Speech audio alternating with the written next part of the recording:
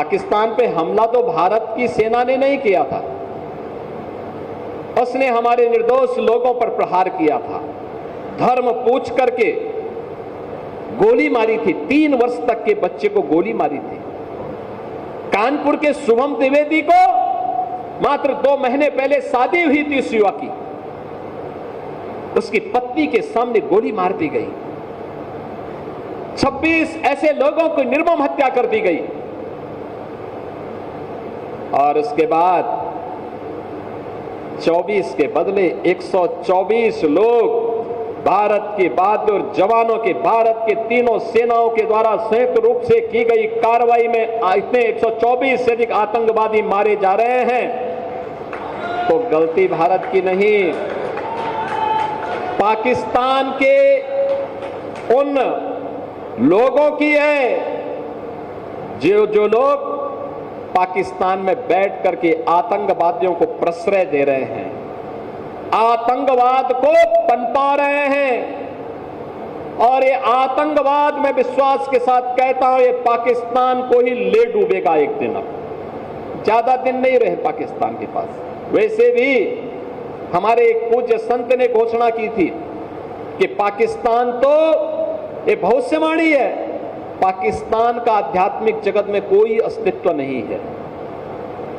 और याद रखना, जिसका अपना वास्तविक अस्तित्व न हो तो वह कृत्रिम होता है, और कृत्रिम कोई भी चीज होगी उसकी एक निश्चित लाइफ होगी, उससे ज्यादा नहीं। 75 वर्ष बहुत जी लिया पाकिस्तान, अब उसका समय आ गया है, वो अपने ही कृत्यों से अब अपनी सजा पा रहा है। लेकिन आज भारत के बहादुर जवान जिस मजबूती के साथ पाकिस्तान को उसका जवाब दे रहे हैं, हर भारतवासी को अपनी सेना की यूनिफॉर्म पर, रक्षा बलों के अपने बलों पर के जवानों पर गौरव की अनुभूति करनी चाहिए। आज बहनों और भाइयों, ऐसे ही अयोध्या का एक लाल भारत के पूर्वोत्तर राज्य की सीमा पर रक्षा करते हुए शहीद हुआ है। मैं इस अवसर पर श्री शशांक तिवारी, जो लेफ्टिनेंट के रूप में वहां पर कार्य कर रहे थे, भारतीय सेना के जवान थे, उनकी शहादत को नमन करते हुए विनम्र श्रद्धांजलि अर्पित करता हूं और परिवारजनों के प्रति अपनी संवेदना भी व्यक्त करता हूं।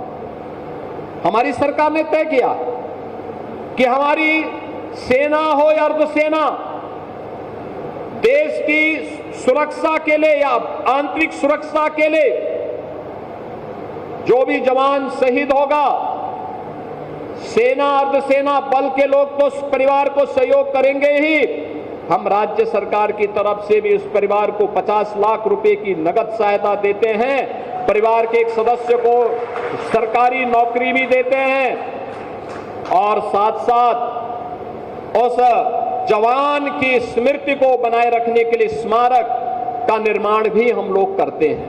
बहनों और भाइयों, हमें इस बात को याद रखना होगा कि सनातन धर्म के कारण ही हमारा वजूद है, हमारा अस्तित्व है। हम सब कुछ स्वीकार करेंगे, लेकिन अपने देश और अपने धर्म के खिलाफ कुछ भी स्वीकार नहीं करेंगे। यह हमारा संकल्प होना चाहिए। श्री राम जन्मभूमि, श्री हनुमानगढ़ी, हमारे पूज्य संतों के आश्रम, हमारे मठ मंदिर, हमारे पूज्य संतजन, इस सनातन धर्म के स्तंभ हैं, सनातन धर्म के आधार हैं। इनका सम्मान होना चाहिए। इनकी गरिमा और इनके गौरव के विरुद्ध कोई भी आचरण स्वीकार्य नहीं होना चाहिए। और इसीलिए डबल इंजन की भारतीय जनता पार्टी की सरकार पूरे देश के अंदर विकास को विरासत के साथ जोड़ करके कार्य कर रही है। विरासत जो भगवान राम की है, विरासत जो भगवान श्री कृष्ण की है, विरासत जो बाबा विश्वनाथ की है, विरासत जो हमारे पूज्य संतों की है, और विरासत की उसी व्यवस्था को आगे बढ़ाने के लिए आज आप देखते होंगे अब हम लोगों ने अयोध्या के साथ साथ विंध्यवासिनी धाम में भी काम प्रारंभ किया, वहां भी एक भव्य कॉरिडोर दे दिया है। प्रयागराज में भव्य और दिव्य कुंभ आपने देखा होगा, कितना भव्य और दिव्य कुंभ हुआ था। सनातन धर्म का आयोजन इतनी भव्यता के साथ होगा और दुनिया की कोई माई का लाल उस आयोजन में विघ्न बाधा नहीं डाल पाएगी। यह भी हमारा संकल्प था। पूज्य संतों के आशीर्वाद से कार्यक्रम पूरी भव्यता के साथ आयोजन संपन्न हुआ। व्यक्ति हो या समाज,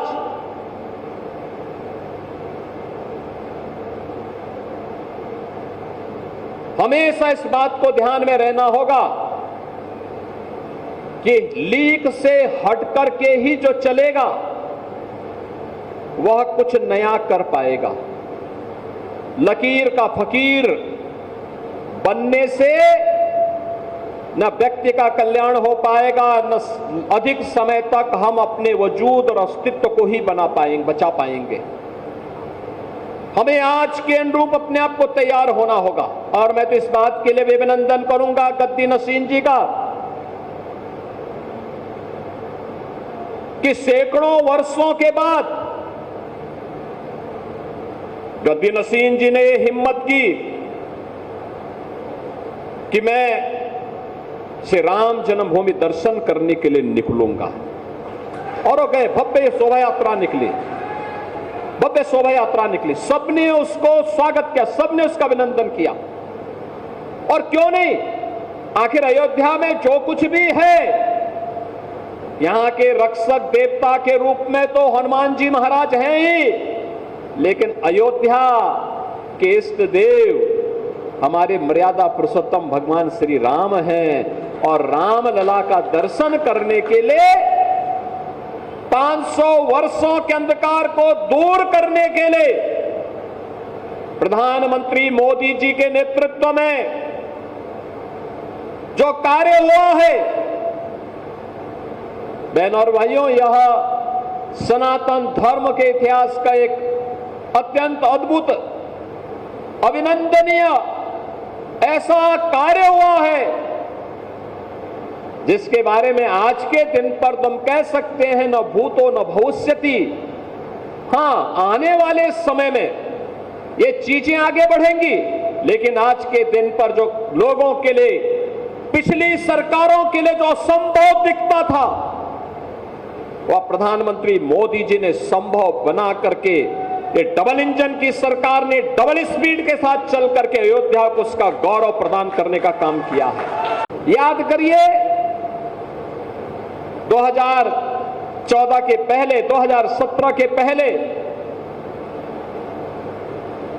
अयोध्या के, हनुमानगढ़ी के या देश भर के संत जब इधर उधर कहीं जाते थे, यात्रा के दौरान कितनी कठिनाई होती थी, कितनी परेशानी होती थी।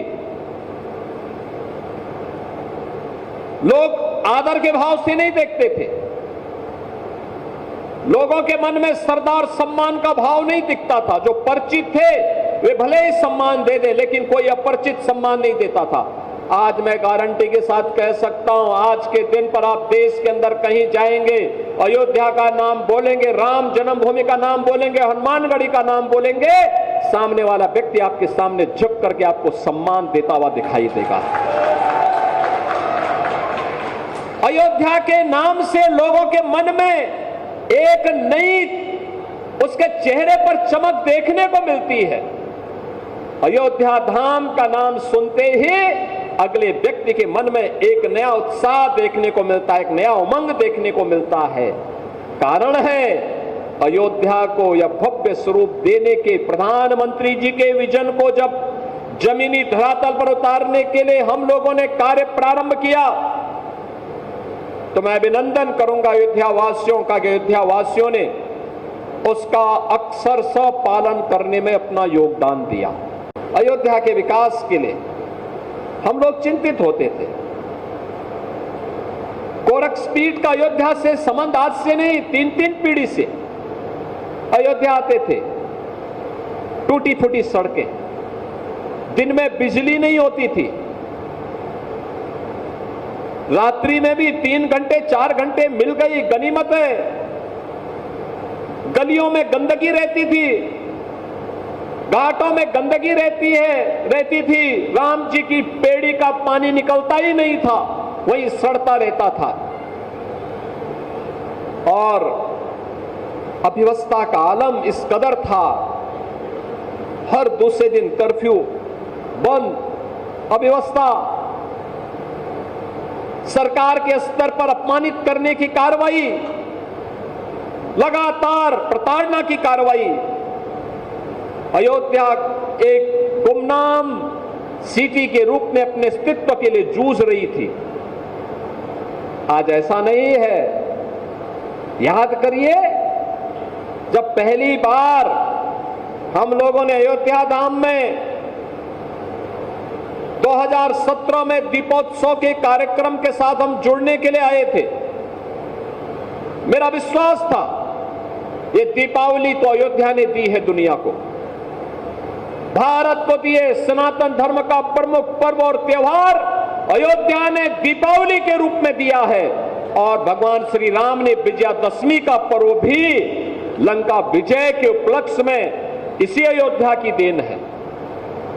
तो लोग जब बोलते थे कैसे होगा, हमने कहा होगा, अयोध्या का वैभव आएगा, जरूर आएगा, कोई रोक नहीं पाएगा। दीपोत्सव के कार्यक्रम के साथ हम जुड़ने के लिए आए थे और मुझे याद है यहां के सभी पूज्य संत जन एक साथ एक मंच पर आकर के भगवान का अभिषेक करने के लिए उन्होंने भी पूरा योगदान दिया। और आज देखिए, आपकी जो कृपा उस समय थी, उसके उपरांत फिर 5 अगस्त 2020 को जब नवंबर 19 में राम जन्मभूमि का फैसला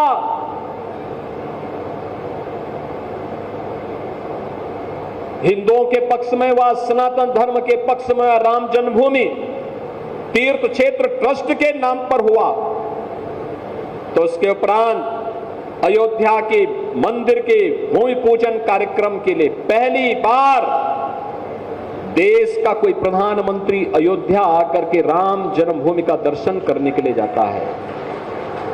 यह श्रेय भी केवल मोदी जी को दिया जा सकता है। मोदी जी पहले प्रधानमंत्री थे, अयोध्या आए। उससे पहले मुझे याद है 1-2 बार कार्यक्रम बना, हमने कहा अयोध्या, उन्होंने कहा नहीं, हम लोगों का संकल्प है सौगंध राम की खाएंगे, मंदिर वहीं बनाएंगे।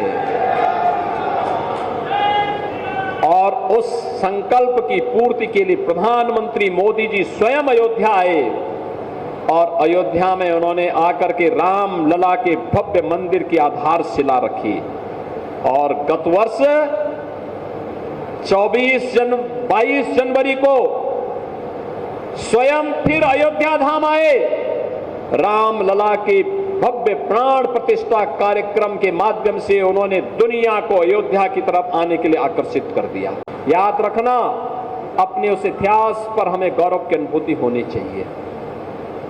याद करिए, से राम लला का प्रकटीकरण जब दिसंबर 1949 को होता है, तब भी इसी हनुमानगढ़ी के एक पूज्य संत, एक नागा के रूप में बाबा अभयराम दास जी उस समय भी थे, उनकी भी उस समय कृपा मिली थी।